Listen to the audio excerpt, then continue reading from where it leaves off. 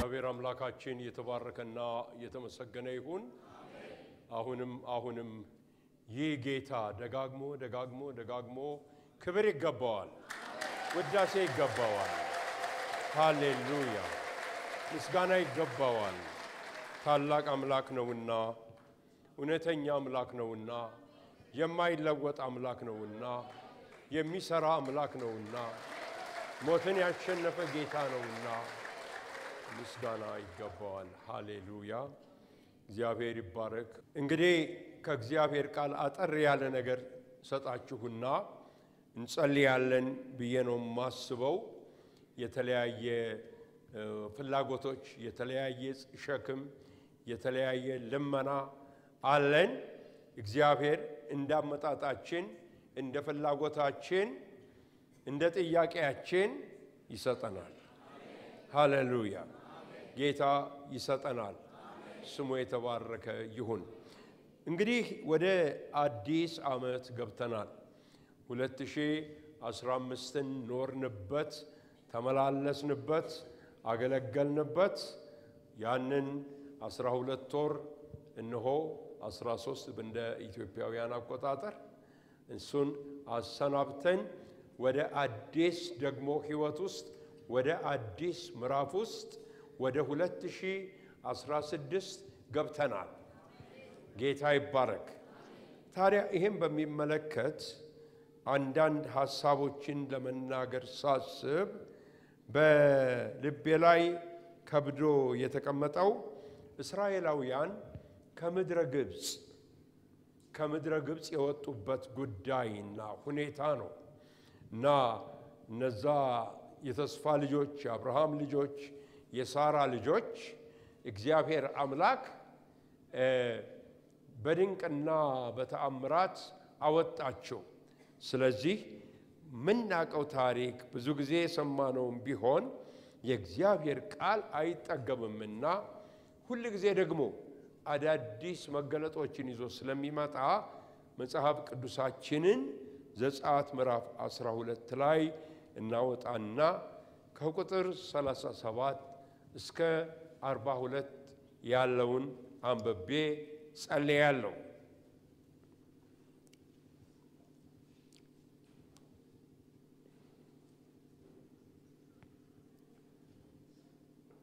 ኦሪት ዘጸአት ምዕራፍ 12 ቁጥር 37 የእስራኤልም ልጆች ከራሜስ ተነስተው ወደ ስኮት ሄዱ። ከሕፃናቶቹም ሌላ 600,000 ሰው የሚያህል እግረኛ ነበረ። ደግሞም ሌላ ብዙ ድብልቅ ሕዝብ፣ መንጎችና ላሞችም እጅግ ብዙም ከብቶች ከእነርሱ ጋር ወጡ። ከግብፅም ከእነርሱ ጋር ያወጡትን ሊጥ ጋገሩ፣ አልቦካም ነበርና ቂጣ እንጎቻ አደረጉት። ግብፃውያን በመውጣት ስላስቸኮሏቸው ይቆዩ ዘንድ አልተቻላቸውም፣ ስንቅም አላሰናዱም ነበረ። የእስራኤልም ልጆች በግብፅ ምድር የተቀመጡበት ዘመን 430 ዓመት ነው። እንዲህም ሆነ 430 ዓመት ከተፈጸመ በኋላ በዛ ቀን የእግዚአብሔር ሰራዊት ሁሉ ከግብፅ ምድር ወጣ። ይህች ሌሊት ከግብፅ ምድር ስላወጣቸው ለእግዚአብሔር የተጠበቀች ናት። ይህች ሌሊት በእስራኤል ልጆች ሁሉ ዘንድ እስከ ልጅ ልጃቸው ድረስ ለእግዚአብሔር የተጠበቀች ናት። እግዚአብሔር ይባረክ። እንጸልይ። ዘላለማዊና ጻድቅ የሆንክ ጌታ እግዚአብሔር አምላካችን ሆይ ከምሕረትህ፣ ከጸጋህ፣ ከፍቅርህ መትረፍረፍ የተነሳ በቤት እንድንገኝ የፈቀድክልን እግዚአብሔር ክብር ይስፋ። እንደገናም ደግሞ እኔ ታናሽ ባሪያ በዚህ ሕዝብህ ፊት እንድቆም ስላበዛህልኝ ጸጋና ምሕረት አመሰግንሃለሁ። እግዚአብሔር ሆይ እንግዲህ ቃልህ ሲነገር ሕዝብህ በፍጹም ነፃነት ቃልህን መስማት እንዲችል በቃልህና በሕዝብ መካከል የሚቆም ማንኛውም ክፉ የሆነ ነገር በጌታ በኢየሱስ ስም የተወገደ ይሁን። በኢየሱስ ስም የተወገደ ይሁን። ጌታ ሆይ ዛሬ ሕዝብህ የተለያየ ሸክም፣ የተለያየ ጥያቄ፣ የተለያየ ጉዳይ ይዞ ወደ አንተ ነው የመጣው። አንተ ደግሞ ባዶ እጃችንን አትሰደንምና መልስ ስለምትሰጠን እናመሰግንሃለን። የቃልህን ምስጢር የሚገልጸው መንፈስ ቅዱስ ይፍሰስልን፣ ወደ የልቦናችን ይግባ። እግዚአብሔር አስተምረን፣ ታናሽ ባሪያህንም እርዳው። በኢየሱስ ክርስቶስ ስም አሜን። መቼም የእስራኤላውያን ከምድረ ግብፅ የመውጣታቸው ጉዳይ ብዙ ጊዜ የሰማነው ነው። ይሄ የሆነበት ምክንያት የእኛን ደህንነት የሚያንጸባርቅ ጥሩ ምሳሌ ሆኖ ስለተገኘ ነው። ግብፅ የዓለም ምሳሌ፣ ፈርዖን የሰይጣን ምሳሌ ሆኖ እኛ ደግሞ የተመረጥን የእግዚአብሔር ልጆች በድንቅ ሁኔታ ተሻግረን በእግዚአብሔር ኃይል ስለመውጣታችን የሚናገር ክፍል ነው።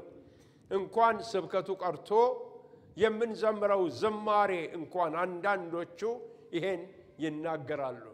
አልመለስም ወደ ኋላ፣ የግብፅንም ሽንኩርት ላልበላ እያልን እንዘምራለን። ወደ ኋላ ተመልሼ ወደ ግብፅ አልሄድም፣ ከእንግዲህ ሕይወት የሚያልቀው እግዚአብሔርን በማምለክ እግዚአብሔርን በማገልገል ነው እያልን እንዘምራለን። ይሄን እንላለን ማለት ነው። እንግዲህ እዚህ የተቀመጥን ሁላችን እግዚአብሔር ረድቶን ወደ 2016 ወገኖች ሆይ ገብተናል። ማንኛችንም ጊዜን ማቆም አንችልም። ጊዜን ማቆም አንችልም።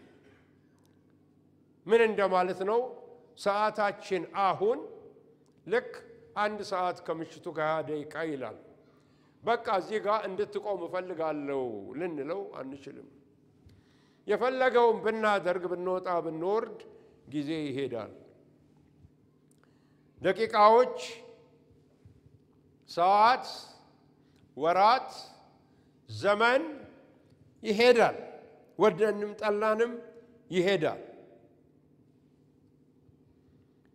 እኛም ደግሞ ወገኖች ሆይ ወደፊት አብረን እንሄዳለን።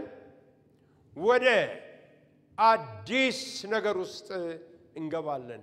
ወደ አዲስ ነገር ውስጥ እንገባለን። ወደ አዲስ ነገር ውስጥ እንገባለን። እግዚአብሔር እስራኤላውያን ከምድረ ግብፅ በወጡበት ጊዜ መመሪያ ሰጥቷቸው ነበር። ግልጽ የሆኑ መመሪያዎች ሰጥቷቸው ነበር። እነዚህን መመሪያዎች እንመለከታቸዋለን፣ በቀላሉ እንመለከታቸዋለን። ከዛ በፊት ግን 2 ነገር ለመጥቀስ የምፈልገው፣ አንደኛው ከንባብ ክፍላችን እንደተመለከትነው የእስራኤልም ልጆች ይላል ከራሜስ ተነስተው ወደ ሱኬት ሄዱ። ቁጥራቸውም ከልጆች በስተቀር ልጆችን ሳንቆጥር 600,000 ነበረ ይላል። ድብልቅም ሕዝብ ደግሞ አብሮ ወጥቶ ነበር ይላል። ስለዚህ ልጆችን አስገብተው አንዳንድ የመጽሐፍ ቅዱስ አዋቂዎች ድብልቁንም ሕዝብ አስገብተው ቢያንስ 1 ሚሊዮን የሚሆን ሕዝብ ከምድረ ግብፅ ወጥቶ ነበረ ይላል። ወጥቶ ነበረ። እግዚአብሔር መቼም ታማኝ ስለሆነ የአብርሃም የይስሐቅ የያዕቆብ አምላክ ነኝ ያለው ለሙሴ ሲገለጥለትና እግዚአብሔር አምላክ በድንቅ ሁኔታ 430 ዓመትም ቢያስጠብቅም እንኳን እግዚአብሔር በፈለገው ጊዜ በወደደው ጊዜ በዛ ትውልድ ጊዜ እግዚአብሔር መጣና በበረታች ክንድ ሕዝቡን ቀንበር ሰብሮለት አወጣው። እስራኤላውያንን ከፈርዖን ቀንበር ሊያወጣቸው የሚችል ኃይል በምድር የለም፣ ምንም የለም። በቃ የሚሞከርም አይደለም። ስለዚህ 430 ዓመትም ምንም ቢሞክሩ ምንም ቢያደርጉ ሊያወጣቸውም የቻለ የለም። እነሱም ጉልበት የላቸውም። ያላቸው አማራጭ በባርነት መኖር ነበረ። ለምን? ፈርዖን ብርቱ፣ ኃያል፣ ጠንካራ፣ ጉልበታም ስለነበረ በዘመኑና በወቅቱም ጊዜ ካሉት ታላላቅ መንግስታት መካከል በስልጣኑም ሆነ በሚሊተሪው ብዛትም ሆነ በትጥቃቸውም ሆነ አስፈሪዎች ስለነበሩ ይገዟቸው፣ ይረግጧቸው ነበረ።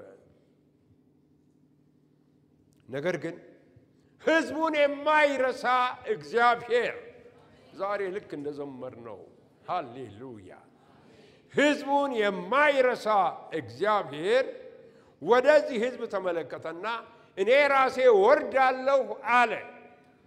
ወገኖች ሆይ ዛሬ ምሽት እግዚአብሔር እንደ ሁኔታችን እንደ አስፈላጊነቱ ይወርዳል።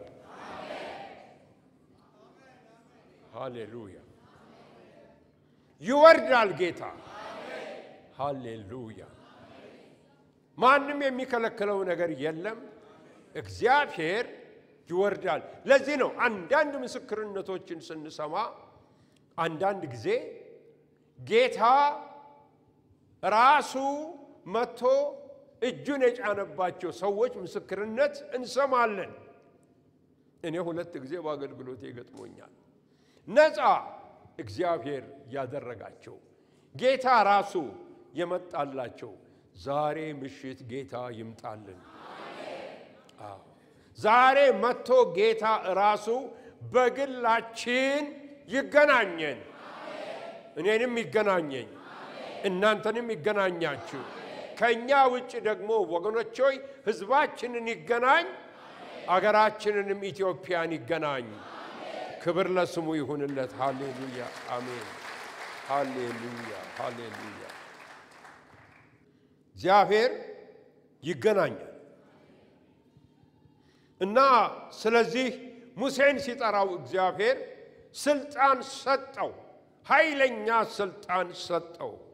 በልዩ ቅባት እግዚአብሔር ቀባው። መቼም እግዚአብሔር ሲሰራ ሰዎችን ነው የሚያስነሳው፣ ይቀባል። ያ ቅባት ወገኖች ሆይ እኔ ጋር ይመጣም ብላችሁ አትበሉ። በተከፈተ ልብ ጠብቁት። እግዚአብሔር አምላክ ሴት ወንድ ሳይል ሕዝቡን ይቀባል። ሃሌሉያ፣ ይቀባል እግዚአብሔርና ያ ሰው በስልጣን ተሞልቶ በአብርሃም የገባውን ቃል ኪዳን ይዞ እንዴት እንደሆነ የተፈጸመውን ነገር ሁሉ ወገኖች ሆይ እናውቃለን። ያም ሰው የእግዚአብሔር መልእክተኛ ነኝ፣ እግዚአብሔር ልኮኛል፣ ነግሮኛል ብሎ በባርነት በተያዙት ወገኖቹ መካከል ቆመ፣ ተናገረ።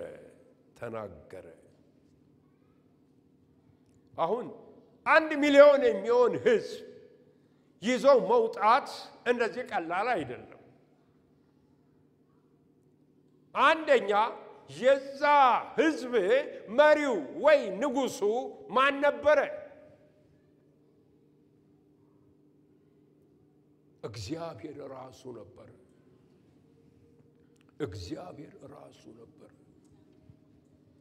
ሙሉ ኃላፊነት እወስዳለሁ አለ እግዚአብሔር።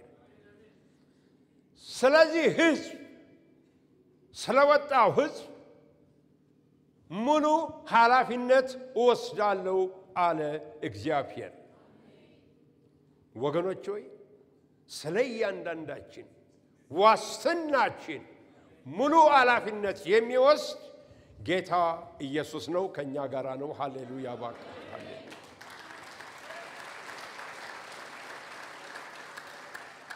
ሙሉ ኃላፊነት ወሰደ። እንዴት ነው የወሰደው? አንደኛ እግዚአብሔር አለ አቅርቦትን አደርጋለሁ አለ።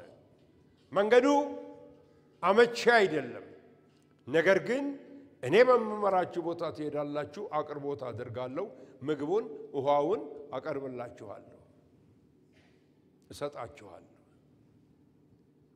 የሚገርም ነገር ነው።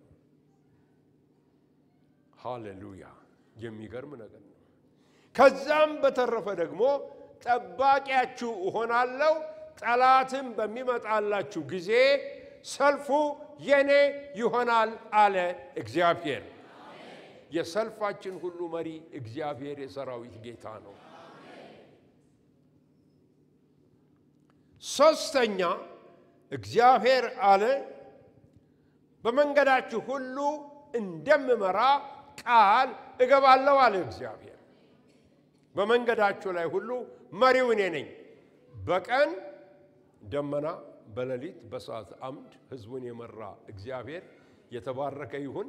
እኛንም ደግሞ በቅዱስ መንፈሱ አማካኝነት ይመራናል ይመራናል ይመራናል። እግዚአብሔር የተመሰገነ ይሁን። የእናንተ ኃላፊነት በእኔ መታመን ብቻ ነው አለ እግዚአብሔር። በእኔ ብቻ ታመኑ፣ በቃ ታመኑ። ሌላ የሚጠየቅባችሁ ምንም ነገር የለም የለም የለም።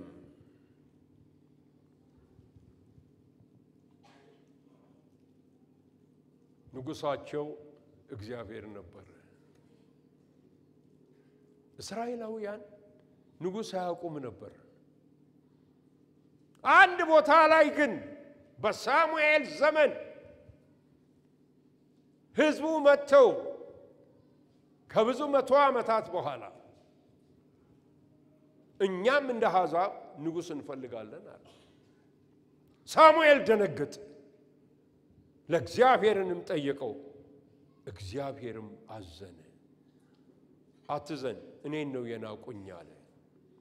ወገኖች ሆይ በምድር ነው የምንኖረው።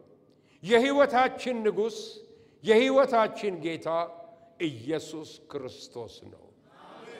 ሌላው ሁሉ ይሻራል። ሌላው ሁሉ ይሻራል፣ ይሄዳል። ስለዚህ ይህ ጉዞ ጅማሬ ነው። እንግዲህ አዲስ ሕይወት ውስጥ ልትገቡ ነው። ስትገቡ በነቢዩ ኢሳይያስ በ43ኛው ምዕራፍ እንደተጠቀሰው የፊተኛውን ነገር አታስቡ፣ የኋለኛውን ነገር አታሰላስሉ። እነሆ አዲስ ነገርን አደርጋለሁ። በ2016 አዲስ ነገርን አደርጋለሁ። ሃሌሉያ! አደርጋለሁ አደርጋለሁ። በምድረ በዳ ውስጥ ምን አደርጋለሁ? መንገድ እቀዳለሁ። መንገድ በሌለበት ቦታ ከበረሃም ውሃን አፈልቃለሁ። የቀደመውን ግን ነገር ባካችሁ አታስቡ። ሐዋርያው ጳውሎስ በፊልጵስዩስ መልእክት ላይ እንደጻፈልን ነው ወገኖች ሆይ በ3ኛው ምዕራፍ ላይ እነሆ የኋላዬን ወደ ኋላ እየጣልኩ የፊቴን ለመያዝ እዘረጋለሁ። እግዚአብሔር የ2015 ያለፈውን ዓመት ውድቀታችንንም እንድናስብ አይፈልግም፣ እንድንቆጭም አይፈልግም።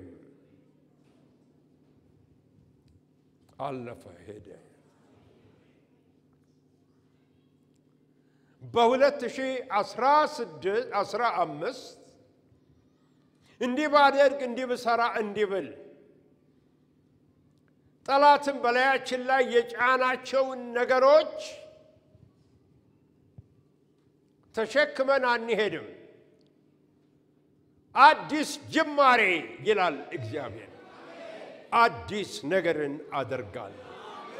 የቀደመውን ነገር አታስቡ፣ የፊተኛውን ነገር አታስቡ፣ የኋለኛውን ነገር አታስቡ። እነሆ አዲስ ነገርን በሕይወታችሁ እሰራለሁ አደርጋለሁ ይላል እግዚአብሔር። አዎ ይላል እግዚአብሔር። በድፍረት ነው የምናገረው፣ ምክንያቱም ይሄን እንድነግራችሁ ጌታ ስለተናገረኝ። አዲስ ነገር አደርጋለሁ። ስለዚህ ወገኖች ሆይ ወደ ኋላ ስናስብ አንዳንድ ጊዜ በራሴ ሕይወት ወደ ኋላ ውድቀቶቼን ሳስብ ወይ ሳወራቸው መንፈስ ቅዱስ ያዝናል። እግዚአብሔር መንፈስ ከአንዴም ሁለቴ እነዚህ ነገሮችን አታውራቸው አላልኩህም እንዴ ከሰዎች ጋር ያለኝ ጊዜ አለ። ተው አላልኩህም እንዴ? ለምንድን ነው የምታወራቸው? ሰይጣን ሁሉ ጊዜ የሚፈልገው ወደ ኋላ በጌታ ደም የተወገደውን አልፈን የሄድንበትን ድል ያገኘንበትን ነገር ይዞልን ነው የሚመጣው። እንደዚህ በሉት፣ አልፏል፣ ሄዷል፣ በኢየሱስ ደም ተወግዷል፣ አዲስ ነገር ይሆናል በሉት። አዲስ ነገር ይሆናል። አዲስ ነገር ይሆናል። አንዳንድ ሰዎች ደግሞ ውጤታማ የሆኑበትን አንድ ነገር እንዴ የራያ ምናምን አይደለም የ10 እና የ30 ዓመቱን እዛ ላይ ይዘው ያንኑ ብቻ ያወራሉ። ያንኑ ብቻ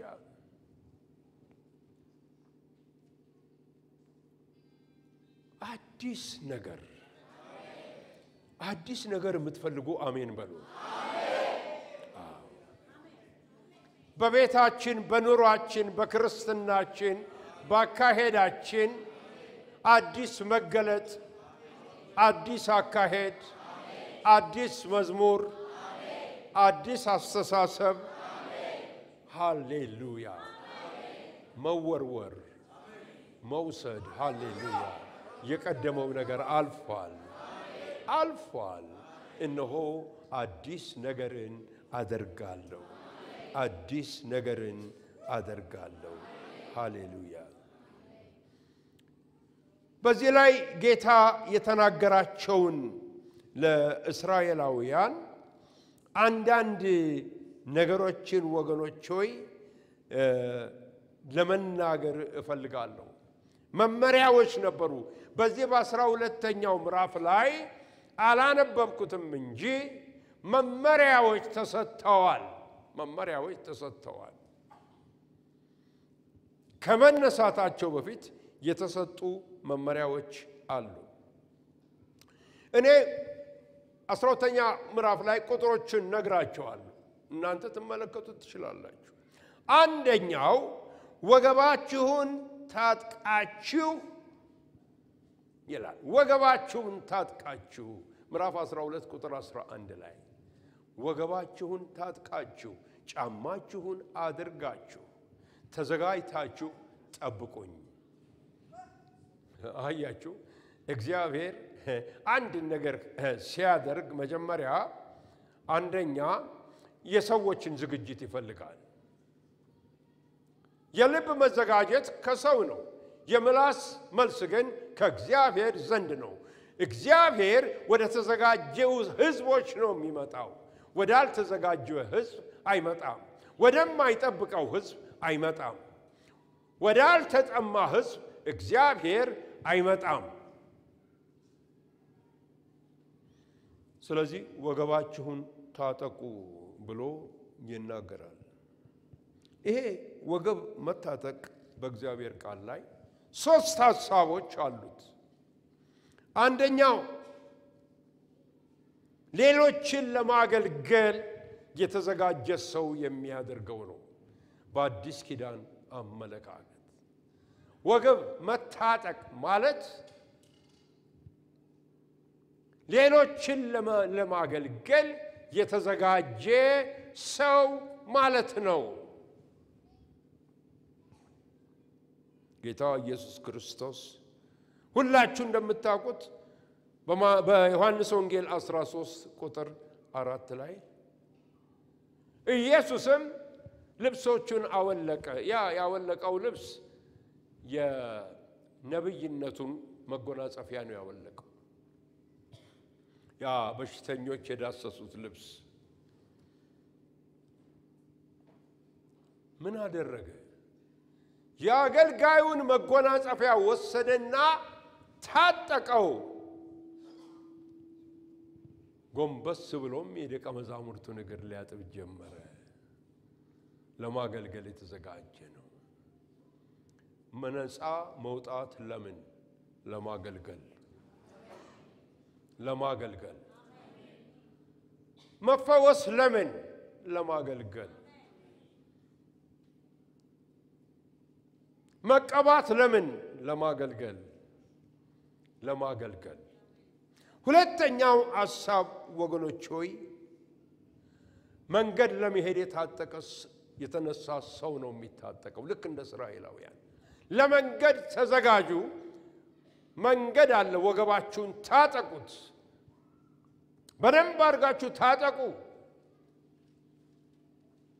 መንገድ ይጠብቃችኋል ጉዞ ይጠብቃችኋል ልንጓዝ ነው ልንሄድ ነው ሃሌሉያ ብዙ ጊዜ ወደ እግዚአብሔር ክብር ውስጥ ስለመግባት እንናገራለን ክብሩ እኮ አለ እኮ ቁጭ ብሏል ወደ ክብሩ የምንገባኛ ነን ክብሩማ መጥቷል ነገር ግን ወገባችንን ታጥቀን መግባት የሚገባን እኛ ነን እግዚአብሔር የተባረከ ይሁን አዎ መግባት የሚገባን እኛ ነን ሶስተኛው ወገኖች ሆይ ሁለተኛው አንደኛ ያልኩት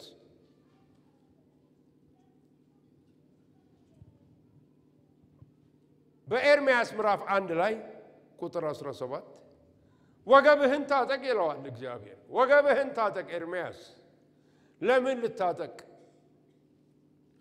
ነብይነቱ ውስጥ ልትገባ ነው በቃ ነብይነቱ ውስጥ ልትገባ ነው አገልግሎቱ ውስጥ ልትገባ ነው ወገብህን ታጠቅ ልብህን ጠንከር አድርገው ልትገባ ነው እያለ ይናገራል ሶስተኛው የሚታገል ሰው ነው የሚታጠቀው ይባላል ወገቡን ሐዋርያው ጳውሎስ ሁለተኛ ጢሞቴዎስ ምዕራፍ 2 ቁጥር 5 ላይ እንደሚናገረው ስለ ትግል ይናገራል ስለ ሁለት ሰዎች እንደሚታገሉ እንደሚገባ አድርጎ ባይታገል ግን የድሉን አክሊል አያገኝም ይላል እነዚህ ሁሉ ነገሮች አሉ ስለዚህ አላቸው እግዚአብሔር ወገባችሁን ታጠቁ ታጥቃችሁ ተዘጋጁ አያችሁ ብዙ ነገሮችን በመድር ላይ እንለምናለን አይደል እንዴ እግዚአብሔር ሆይ እንዲህ አድርግልኝ ብለን እንለምናለን ነገር ግን በዛ ውስጥ ያለውን የምንከፍለውን ዋጋ ከባድነቱን ይሄንን ያንን ላናስብ እንችላለን እግዚአብሔር ግን አዋቂ ስለሆነ በቃ ያቆየናል ትንሽ አሁን ዝግጁ አይደለህም አሁን እኛ ዝግጁ ነን እንላለን እኔ 10ኛ ክፍል ተማሪ ሆኜ 10ኛ ክፍል ሲጨርስ አሁን ነው ለአገልግሎት የምወጣው ብዬ ስነሳሳ እግዚአብሔር ስጸልይ ተመለስና ትምህርትህን ቀጥል አለኝ በጣም ተበሳጨሁ አሁን አንተ ዝግጁ አይደለህም ገና ነህ ዝግጁ አይደለህም ተዘጋጅ ብዙ ስለመቀባት እግዚአብሔር እንዲጠቀምብን እንጸልያለን ነገር ግን እግዚአብሔር እየመጠነ የሚሰጠን ዝግጁ በሆንበት በመንችለው መጠን ብቻ ነው አንዳንድ ጊዜ ኃይለኛ ስለሆነ መንገዱ ስለሚያቅ እግዚአብሔር ያዝ ያደርገዋል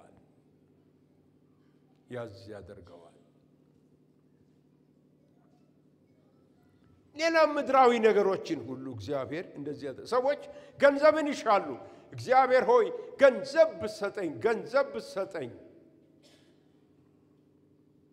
እንደ ጸለዩት አይቀበሉም ለምንድን ነው ማንቀበለው እግዚአብሔር ሲያየን የመሸከሙ ትከሻ የለንም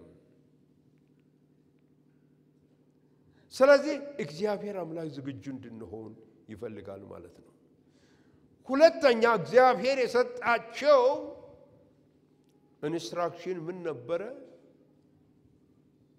ጠቦትን ተባዓት የሆነውን ጠቦት ትገድላላችሁ ስጋውን ትበላላችሁ አላቸው ምዕራፍ 12 ቁጥር 8 ላይ ስትበሉም ደግሞ መራራ ከሆነ ቅጠል ጋር ትበሉታላችሁ መራራ ከሆነ ቅጠል ጋር ብሉት ዛሬ እኛ ቅዱስ ቁርባን ስንወስድ ይሄ የታረደው በግ ኢየሱስ ክርስቶስ የምንወስደው የቅዱስ ቁርባን እንትን መንፈሳዊ ጉልበት ይሰጠናልና ይሄ ምግብ ረጅም መንገድ ያስኬድሃል ኤልያስን ምን አለው ግድ የለህም መንገድህ ረጅም ነውና ተነስተ ብላ እባክህ ብላ ስጋና ደም ነህ ስለዚህ ብላ በደም ተዘጋጅ እባክህ በደም አቅርቡለት አለ እግዚአብሔር ትእዛዝ ሰጠ እግዚአብሔር ምን ሰው ባይኖር ቆራዎችን ያዛል እነሱ ባይኖሩ መላእክትን ያዛል ለእግዚአብሔር እኮ ምንም አይደለም ለእግዚአብሔር ተነስተ ብላ ግን እንድትበላ ፈልጋለሁ ጠንከር በልና ጉዞህን ጀምር ያ መራራ የሆነው ቅጠል በግብጽ ያሳለፉትን መራራ ህይወት የሚያስታውሳቸው ነው እስራኤላውያን ይሄንን አባቶቻቸው ሁሉ ጊዜ ያደርጋሉ ሁሉ ጊዜ በየዓመቱ በፋሲካ ስጋ ይወስዳሉ ይጠብሱታል ይበላሉ ግን ከመራራ ቅጠል ጋር ነው ያባቶቻችን ያሳለፉት መራራው ዘመን እንዳትረሱት እንረሳዋለን እኮ ወገኖቼ እንረሳዋለን እኔ አንዳንድ ሰዎች እግዚአብሔር ያረጋላቸውን ታላላቅ ነገር ስለማቅ ከመቼው ረስተውት ከመቼው ዘንግተውት ዛሬ ያሉበትን ቦታ ሳስብ እደነቃለሁ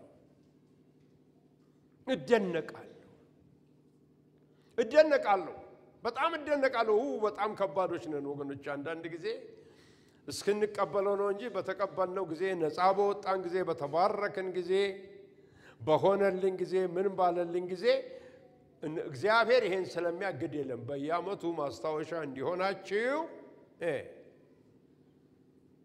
እቺ መራራ ቅጠል ተውላችኋለሁ ትንሽ ሷን ትበላላችሁ ታስታውሳላችሁ ብሎ እግዚአብሔር ተናገራቸው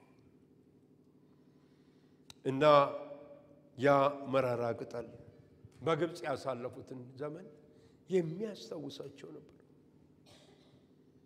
ቀጥሎ ወገኖች ሆይ ደሙን ደግሞ እርጩ በመቃናችሁ ላይም አድርጉት ብሎ እግዚአብሔር ተናገራቸው ምክንያቱም አሁን የፍርድ ጊዜ ነው አለ እግዚአብሔር ባለፈው እሁድ እንደተናገርኩት እግዚአብሔር ፈራጃችን ነው ዳኛችን ነው ሕግ ሰጫችን ነው ያድነናል ይላል ነብይ ያድነናል እግዚአብሔር አሁን የፍርድ ጊዜ ነው አለ እኔ በግብጻውያን መሃል እንዲያልፍ የሞት መልአክን ልልክ ስለሆነ መቃናችሁን ቀቡ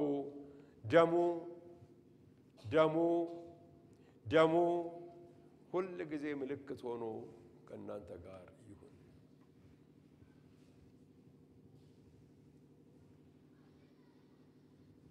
መቼም መጨረሻ ላይ የፍርድ ዘመን እንደሚመጣ እናውቃለን ጌታ ኢየሱስ ክርስቶስ ይገለጣል በደሙ የተረጩ በሙሉ ከጌታ ጋር እንደሚሆኑ ራእይ ምዕራፍ 7 ላይ ይነገራል። እነዚህ ከወዴት የመጡ ናቸው?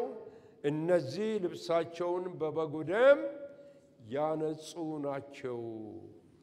ሃሌሉያ ሃሌሉያ። ደሙ ዛሬ ወገኖች ሆይ ያ ደም የበግ የፍየል የበሬ የላም ደም አይደለም። የእግዚአብሔር በግ የሆነው የኢየሱስ ክርስቶስ ደም በክርስቶስ ኢየሱስ ደም ለተረጩ ይላል ጴጥሮስ። ያ ደም በላያችን ላይ ተረጭቷል። መታወቂያ ነው ወንድሜ።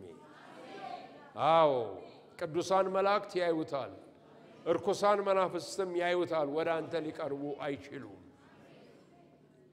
ደሙ ሁሉ ጊዜ የጌታን ደም ማሰብ፣ ስለ ጌታ ደም መጸለይ፣ ስለ ጌታ ደም መዘመር ያን አጋንንት አይወደውም። ይሄንን ነገር አትጥሩብኝ ይላል እኮ ርኩስ መንፈስ ሲጮህ፣ ይሄን ደም አትጥሩ ብያችኋለሁ። የደሙ ኃይል ሃሌሉያ። የደሙ ኃይል ከኃጢአት ነፃ ያደርጋል፣ ቀንበርን ይሰብራል፣ ከክፉ ሁሉ ይጠብቀናል። ደሙ በውጭም በውስጥም ሃሌሉያ ሃሌሉያ። የበጉ ደም የማ ከሙታን የተነሳው የኢየሱስ ክርስቶስ ደም ሃሌሉያ አሜን አለ። ደሙን ባየው ጊዜ ምን እላለሁ? አርፋለሁ። መልአኩ ቀሳፊው ደሙን ባየ ጊዜ አልፎ ይሄዳል። የበጉ ደም ያለበት በግንባሮቻቸው ምልክት ያለባቸውን የተጻፈባቸውን ሰዎች እነሱን ተዋቸው አለው ለሕዝቅኤል ባየው ራእይ። ምልክት የሌለበትን ሰው ግን ምታው አለ። በቃ ምታው። ዋለ ዓለም ወገኖች ሆይ የፍርድ ቀን መጥቷል። የፍርድ ቀን ቀርቧል። ደሙ ወዳለበት ግን ክፉ ነገር አይገባም። መቅሰፍት ወደ ቤትህ አይገባም። መቅሰፍት ወደ ቤትሽ አይገባም። ሃሌሉያ አሜን። ክብር ለስሙ ይሁንልን።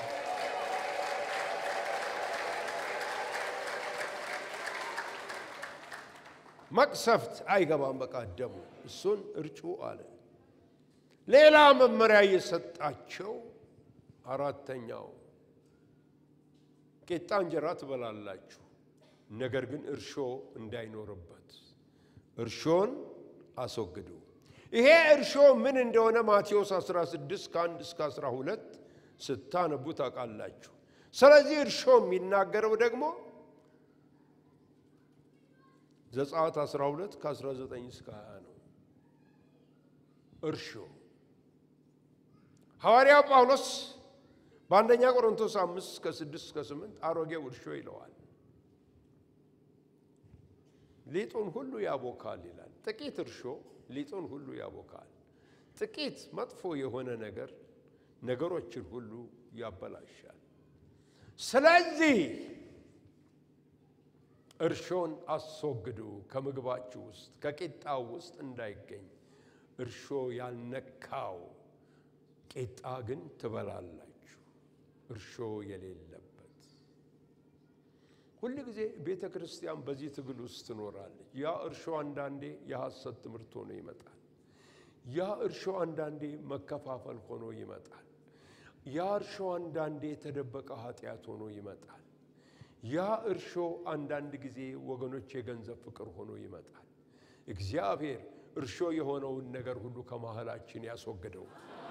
መልካሙን መዓዛ የሚያጠፋው መልካሙን ነገር መልክ የሚያሳጣው ጥቂት የሚመስለው ክፉ የሆነውን ነገር በጌታ በኢየሱስ ስም ከሕይወታችንም ከቤተ ክርስቲያንም ተነቅሎ ይውጣ። ሃሌሉያ ይውጣ። እርሾ እግዚአብሔር አምላካችን ፍጹም ስለሆነ እናንተ ደግሞ ፍጹማን ሁኑ ብሎ ተናገረ። አዎ ፍጹማን ሁኑ። ወገኖች ሆይ ይሄ ያሸጋገራቸው ጌታ አንድ ግሩም ተስፋ ሰጥቷቸው ነበረ ለመንገዳቸው። ይሄም ጤንነታቸውን የሚናገር ነው።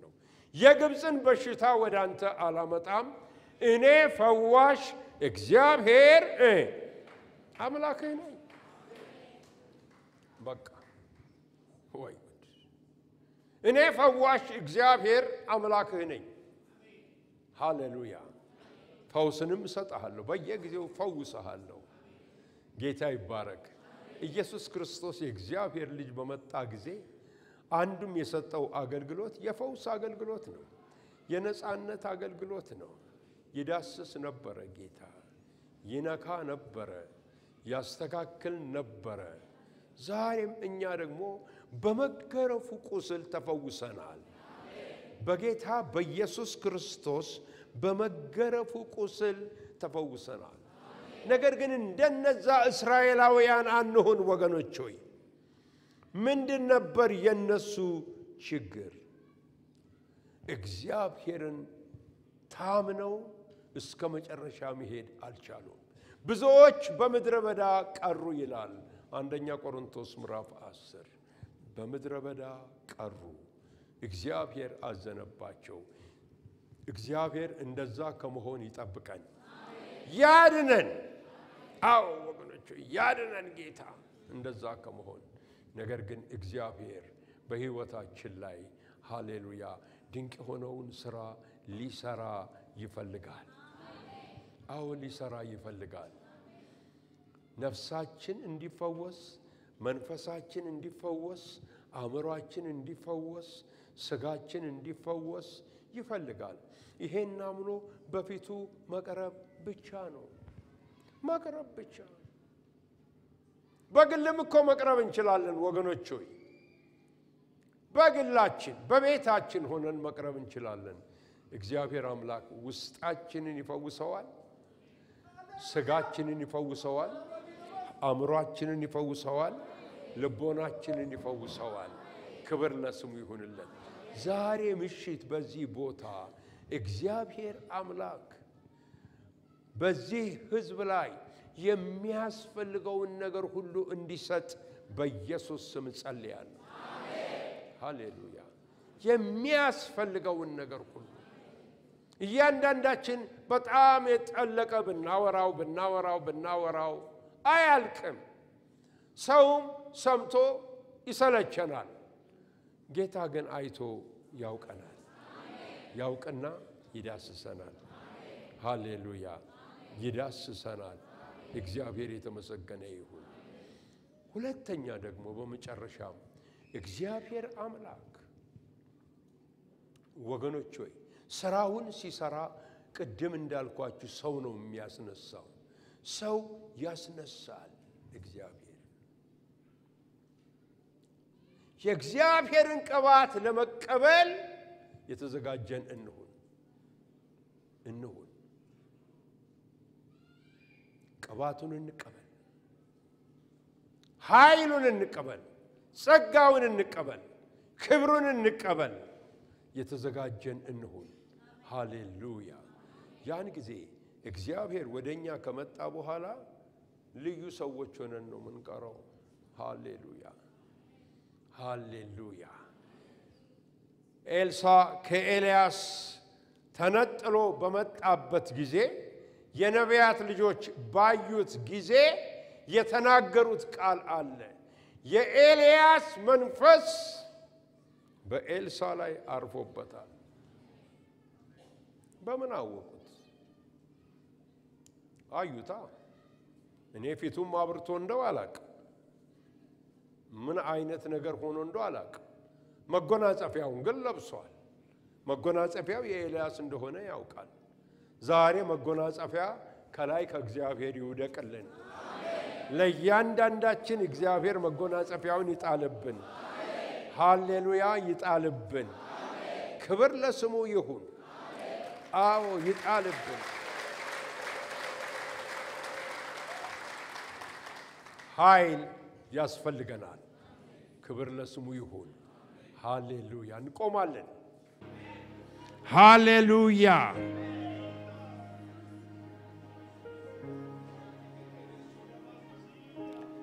እግዚአብሔር ሆይ እንባርካለን እናመሰግንሃለን ገናና ስምህን ከፍ ከፍ እናደርጋለን ውዳሴን እንሰጥሃለን አንተ ታላቅ አምላክ ነህና ሃሌሉያ ይጉባኤ ያከብርሃል ከፍ ከፍ ያደርግሃል እግዚአብሔር ሆይ ዛሬ ለዚህ ጉባኤ ናለት ደካማው ባሪያህን እግዚአብሔር በዚያ ቆምከውንም አስበው እግዚአብሔር እያንዳንዳችንን አስበን ጌታ ሆይ እንደዚሁ መተናል እንደዚሁ አይለቅብን እንደዚሁ አንውጣ ከዚህ ስፍራ በመነካት እንውጣ በመዳሰስ እንውጣ በመፈወስ እንውጣ በመቀባት እንውጣ ሃሌሉያ